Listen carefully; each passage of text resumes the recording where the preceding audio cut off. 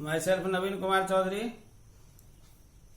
Today I want to discuss about the chapter number 8, winds, storms and cyclones, subject science, class 7, day 1. In this chapter I have to discuss about the natural phenomenon that periodically takes place in nature. These are the rain, thunder, lightning, wind, storms, cyclones, etc. First, we should understand the properties of air due to which these phenomena takes place. So we know about the air. It is around us. We live on the earth and there is a lot of air around us. Air is a mixture of colorless, odorless and tasteless gases. The layer of air surrounding the earth is called atmosphere. Now we know about the properties of air. And number 2, air expands on heating. You can see in this activity to prove that air exerts pressure. We know that the air exerts pressure due to its own weight. It exerts pressure in different ways in different situations. You can know about this by an example.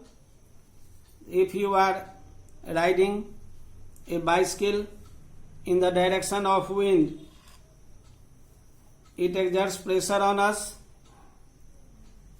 in the same direction in which our bicycle is moving and makes our bicycle move faster. Conversely, when we go in the opposite direction of air,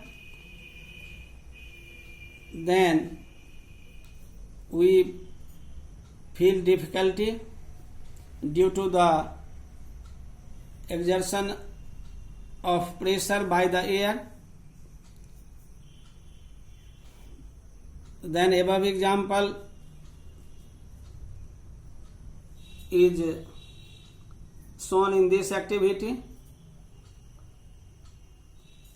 And number 2, that is the air expands on heating. You know that when the chapati inflates up, when it is heated, the air inside the pores of warm chapati expands and inflates the chapati. When this air inside the chapati expands too much, the chapati bursts. This is because when air is heated, its volume increases and it occupies a bigger space. So we can say that the air expands on heating. When air is cooled, its volume decreases and it occupies a smaller space. Then we say that air contracts on cooling. To observe the above facts, you can see the activity number 2 to show that air expands on heating and contracts on cooling. Now you know about the warm air is lighter than cold air. In the winter season, we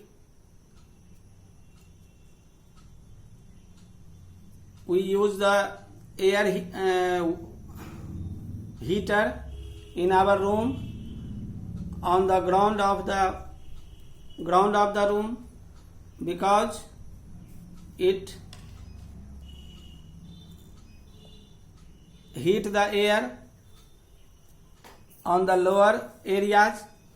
When air is heated, it expands and go to the upward direction.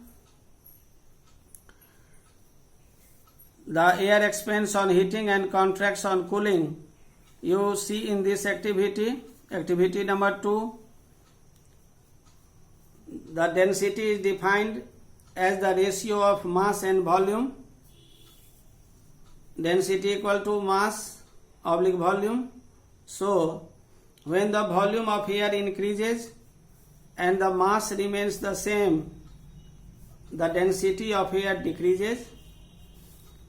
It means hot air is lighter than cold air.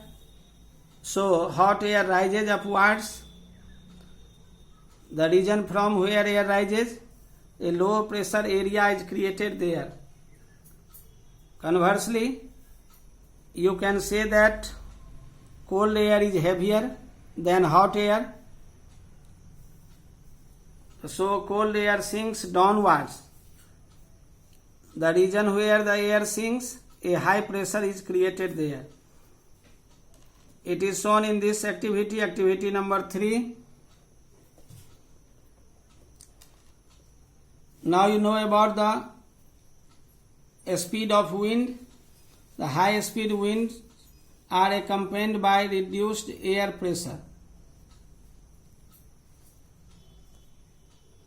It has been found that fast blowing wind creates a region of low pressure, and this can be shown in this activity number 4. High speed winds are accompanied by reduced air pressure.